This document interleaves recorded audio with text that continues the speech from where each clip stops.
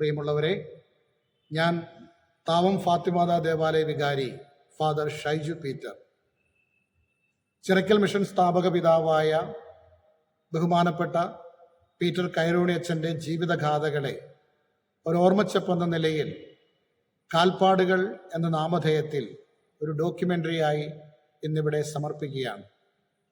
ഇതിൻ്റെ സതുദ്ദേശം വരും തലമുറകൾക്ക് അച്ഛൻ്റെ ജീവചരിത്രം ഒരു കെടാവിളക്കായി പകർന്നു നൽകുക എന്നുള്ളതാണ്. ഇതിനുവേണ്ടി പരിശ്രമിച്ച എല്ലാ നല്ല മനസ്സുകളെയും അഭിനന്ദിച്ചുകൊണ്ട് ഈ ഒരു ഡോക്യുമെൻ്ററി കാലത്തിൻ്റെ കൈവിളക്കായി നമ്മുടെ വരും തലമുറയ്ക്ക് കാത്തുസൂക്ഷിക്കാൻ സാധിക്കട്ടെ എന്ന് ആശംസിക്കുന്നു.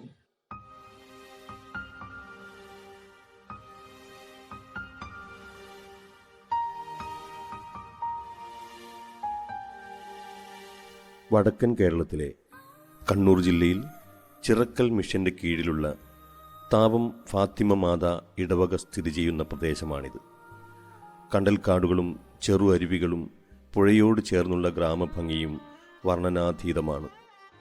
19-ാം നൂറ്റാണ്ടിൻ്റെ പാതി വഴിയിൽ ഭാരതം സ്വാതന്ത്ര്യത്തിനായി വിറങ്ങലിച്ചു പൊള്ളുന്ന കാലം, ബ്രിട്ടീഷ് അനീതിയെപ്പോലും വെല്ലുന്ന ഉച്ചനീചത്വങ്ങളാൽ പൊറുതിമുട്ടിയ ഒരു സമൂഹത്തിൻ്റെ ആത്മാക്കളുടെ നിലവിളി ഇന്നും ഈ ആകാശത്തിൽ പ്രതിധ്വനിക്കുന്നു. അധ്വാനത്തിൻ്റെ വിയർപ്പലിഞ്ഞ ഈ വയലേലകളിൽ ഒരിക്കൽ അടിയാൻ്റെ കണ്ണീർ നനഞ്ഞ കഥ ഈ സുന്ദര ഭൂമിക്ക് മറക്കാനാവാത്തതാണ്. പകലന്തിയോളം ഉഴുതുമറിച്ചിട്ടും അരവയറിൻ്റെ ആശ്വാസത്തിനായി മേലാളൻ്റെ മുന്നിൽ കൈകൂപ്പി നിൽക്കേണ്ടി വന്ന ഒരു വിഭാഗത്തിൻ്റെ വിശപ്പിൻ്റെ ചരിതം. ജാതിരക്ഷസുകൾ അട്ടഹസിച്ച ആ വരണ്ട കാലം, വസ്ത്രസ്വാതന്ത്ര്യം, സഞ്ചാര സ്വാതന്ത്ര്യം, ശുദ്ധജല സ്വാതന്ത്ര്യം, വിജ്ഞാന സ്വാതന്ത്ര്യം, സർവ്വതും നിഷേധിക്കപ്പെട്ട അധകൃതവർഗത്തിൻ്റെ പിൻതലമുറകളെ ഇന്ന് നിന്നെ നീയാക്കി മാറ്റിയത് ഒരു രക്ഷകൻ്റെ വരവോടുകൂടിയായിരുന്നു. ബൈബിൾ പഴയ നിയമത്തിൽ ദൈവം മോശയോട് ഇപ്രകാരം ആഹ്വാനം ചെയ്തു: നീ നിന്റെ ജനതയെ തേനും പാലും ഒഴുകുന്ന ദേശത്തേക്ക് കൊണ്ടുപോകുവിൻ. ഇവിടെ ചരിത്രം ആവർത്തിക്കപ്പെടുന്നു. അങ്ങനെ ഒരു ഉൾവിളിയെന്നോണം 1937 ഫാദർ പീറ്റർ കൈറോണി എന്ന ആ ധീര പുരോഹിതൻ്റെ കാൽപാദം ഇവിടെ ഈ ചതുപ്പിൽ പതിയാനിടയാകുന്നു. 1904 ജൂൺ 28 ഇറ്റലിയിലെ സാത്തോ ഇൻ മോന്തയിലായിരുന്നു അദ്ദേഹത്തിൻ്റെ ജനനം. 1927 അദ്ദേഹം ഭാരതമണിലെത്തിയത്. ദൈവവിളി സ്വീകരിച്ച് തമിഴ്നാട്ടിലും ഈസ്റ്റ് ബംഗാളിലും സെമിനാരി പഠനം പൂർത്തിയാക്കി. 1933 നവംബർ 21 പൗരോഹിത്യം സ്വീകരിച്ചു. പിന്നീട് കണ്ണൂരിലെ കോളയാട് മിഷനിലും തളിപ്പറമ്പ് തൃച്ചംബരത്ത് സെൻറ് പോൾസ് ഇടവകയിലും സേവനമനുഷ്ഠിച്ചു. ഒരു പതിറ്റാണ്ടിന് ശേഷം 1937 കാലഘട്ടത്തിൽ തൻ്റെ അർപ്പണമാം കാതുകളിൽ ഇവിടുത്തെ വരേണ്യവർഗത്തിൻ്റെ കാൽക്കീഴിൽ ഇരുളറിയിൽ തളക്കപ്പെട്ട തൻ്റെ ജനത്തിൻ്റെ തേങ്ങൽ കേൾക്കാനിടയായി. അച്ഛനുമായിട്ടുള്ള ബന്ധത്തെപ്പറ്റി കൂടുതൽ പറയുന്നില്ല. കുഞ്ഞുനാളിനെ എനിക്ക് അച്ഛനെ അറിയാം. അച്ഛൻ്റെ സ്നേഹവാത്സല്യങ്ങൾ എനിക്ക് ധാരാളം കിട്ടിയിട്ടുണ്ട്. എന്നെപ്പറ്റി തന്നെ ആദ്യം ഞാൻ പറയുന്നത്, ഞാൻ അധ്യാപകനായി പുറത്ത് വന്ന ഉടനെ തന്നെ പള്ളിക്കര ADLP സ്കൂൾ, അദ്ദേഹം വാങ്ങിയ ADLP സ്കൂളിൽ 2 ഒഴിവുണ്ട്. 1952 ഏപ്രിൽ 1-ാം തീയതി രാവിലെ എന്നെ വിളിച്ചു പറയുകയാണ്: സുമിത്ര, നാളെ മുതൽ നീ സ്കൂളിൽ അധ്യാപകരായി ചേരണം. ഒരു 2 ഒഴിവുണ്ട്. ഒരു മറ്റേ ഒഴിവിൽ തോമസ് കപ്പിയാരുടെ മകൾ ബ്രിജീത്ത എന്ന് പറയുന്ന ആ ടീച്ചർ പള്ളിക്കര സ്കൂളിൽ നിയമിച്ചിട്ടുണ്ട്. നവ ക്രൈസ്തവ സമൂഹത്തിന്റെ പുരോഗതിക്ക് വിദ്യാഭ്യാസം കൂടിയേ തീരൂ എന്ന് മനസ്സിലാക്കിയ അച്ഛൻ പള്ളിക്കരയിലെ ADLP സ്കൂളും പുന്നച്ചേരിയിലെ സെന്റ് മേരീസ് സ്കൂളും ഒരേ സമയത്ത് തന്നെ അച്ഛൻ വിലക്ക് വാങ്ങി. ആ പള്ളിക്കൂടത്തിലേക്ക് എല്ലാവരെയും നിർബന്ധിച്ച് അയക്കുകയും ചെയ്തു. കുട്ടികളുടെ വിദ്യാഭ്യാസത്തിനും സ്ത്രീകളുടെ വിദ്യാഭ്യാസത്തിനും ഏറെ പ്രാധാന്യം നൽകിയ അച്ഛൻ അവരെ നിർബന്ധിച്ച് പള്ളിക്കൂടത്തിലേക്ക് അയക്കുകയുണ്ടായി. സമർത്ഥരായ വിദ്യാർത്ഥികളെ കണ്ടെത്തി അവരെ ഉന്നത വിദ്യാഭ്യാസത്തിന് അച്ഛൻ തെരഞ്ഞെടുത്ത് അയക്കുകയുണ്ടായി. കുറേയേറെ പേരെ അധ്യാപക പരിശീലനത്തിനും മറ്റ് തൊഴിൽ പരിശീലനത്തിനും അച്ഛൻ അയക്കുകയുണ്ടായി. ധാരാളം പേരെ വിദ്യാഭ്യാസത്തിലൂടെ ഉന്നതിയിലേക്ക് കൈപിടിച്ച് ഉയർത്തിയ മഹാനായ വ്യക്തിയാണ് നമ്മുടെ പ്രിയപ്പെട്ട കയറോനച്ഛൻ. നാടിൻ്റെ ഉയർച്ച സ്വപ്നം കണ്ട മഹാനായ ആ വ്യക്തിയാണ് നമ്മുടെ പ്രിയപ്പെട്ട കയറോനച്ഛൻ. സ്വപ്നതുല്യനായ ദൈവതുല്യനായ ഒരു വ്യക്തിയാണ് നമ്മുടെ പ്രിയപ്പെട്ട കയറോനച്ഛൻ.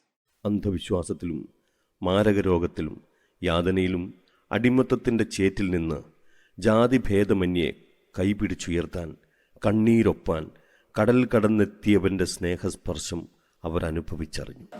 എനിക്ക് ഓർമ്മയുണ്ട്, എന്നെ ആദ്യ കുർബാനക്കായി കൊണ്ടുപോയത് കണ്ണപുരം കോൺവെൻറ്റിലാണ്.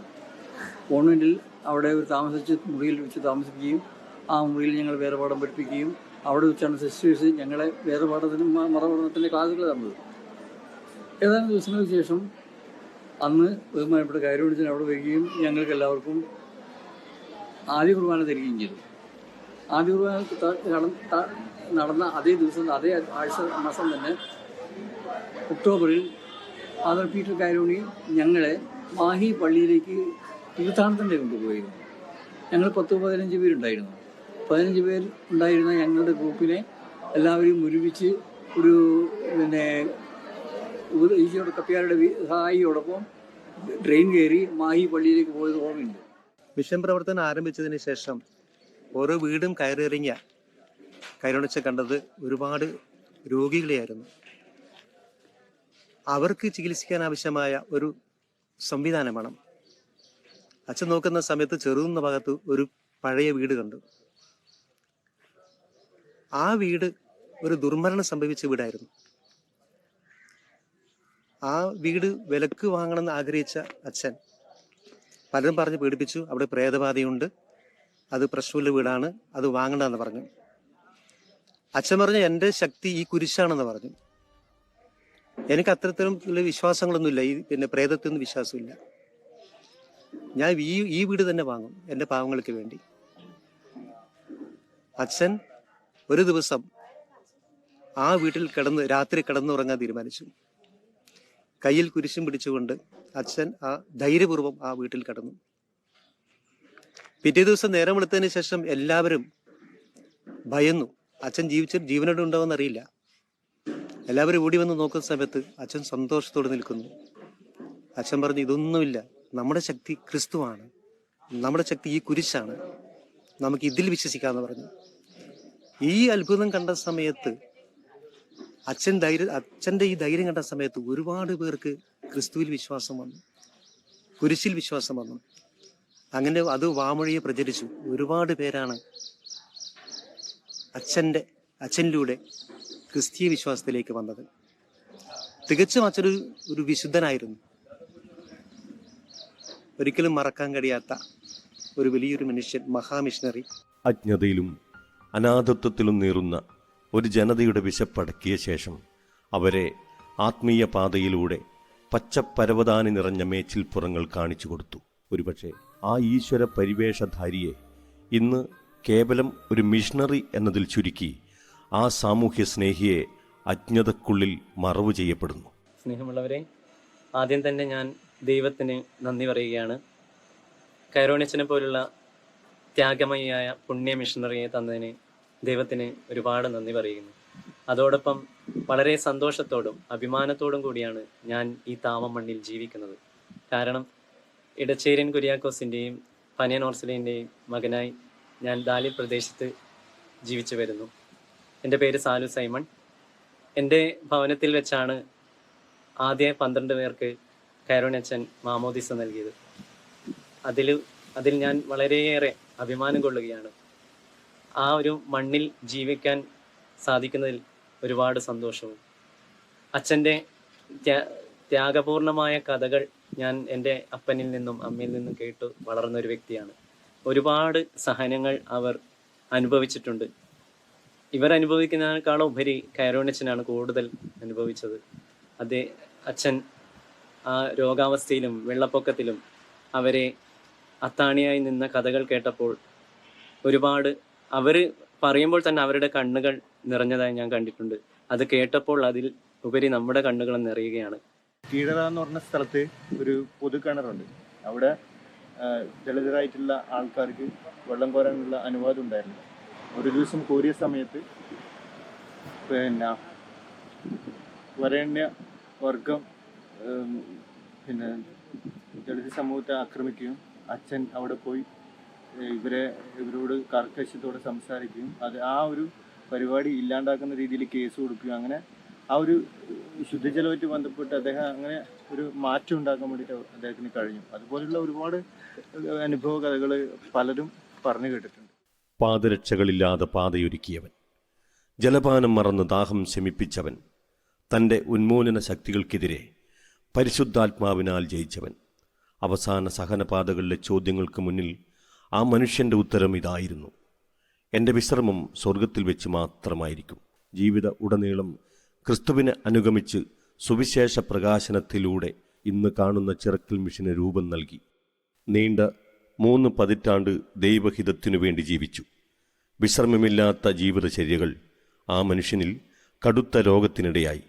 അങ്ങനെ 1966 ചെറുകുന്നിലെ സെൻറ്റ് മാർട്ടിൻ ഡി പോറസ് ഹോസ്പിറ്റലിൽ ഒരു പുലർച്ചെ ഒരു നടുക്കത്തോടെ ആ പ്രകാശമിഴികൾ എന്നേക്കുമായി ക്രിസ്തുവിൽ നിദ്ര പ്രാപിച്ചു. എൻ്റെ ഭൗതിക ജഡം എൻ്റെ ജനതക്കൊപ്പം അടക്കം ചെയ്യാൻ നേരത്തെ ആഹ്വാനം ചെയ്ത പോലെ ദാലിൽ വടക്കേ ഭാഗത്ത് ഏറ്റവും വിനയസൂചകമായി സാധാരണക്കാരിൽ സാധാരണക്കാരുടെ ഇടയിൽ അന്ത്യവിശ്രമം കൊള്ളുന്നു. ബൈബിൾ ചരിത്രത്താളുകളിൽ അബ്രഹാത്തിനോട് ദൈവം ഇപ്രകാരം പറയുകയുണ്ടായി: ഞാൻ നിന്റെ പരമ്പരയെ കടൽ തീരത്തെ മണൽത്തരികളെപ്പോലെ പെരുപ്പിക്കും. അതെ, പ്രവചനങ്ങൾ ഇവിടെ സാക്ഷാത്കരിക്കപ്പെടുന്നു. ആ മഹത്വം പ്രിയ കൈറോണി അച്ഛൻ ദൈവത്തിൻ്റെ വലതുഭാഗത്തിരുന്ന് താൻ പരിണാമം ചെയ്ത സമൂഹത്തിൻ്റെ മാറ്റൊല്ലുകളിലെ ഉന്നമനം അകലെ നിന്നും നിറപുഞ്ചിരിയോടെ കാണുന്നുണ്ടെന്ന വിശ്വാസത്തോടെ ഈ അധ്യായം ഇവിടെ വിരാമമിടുന്നു.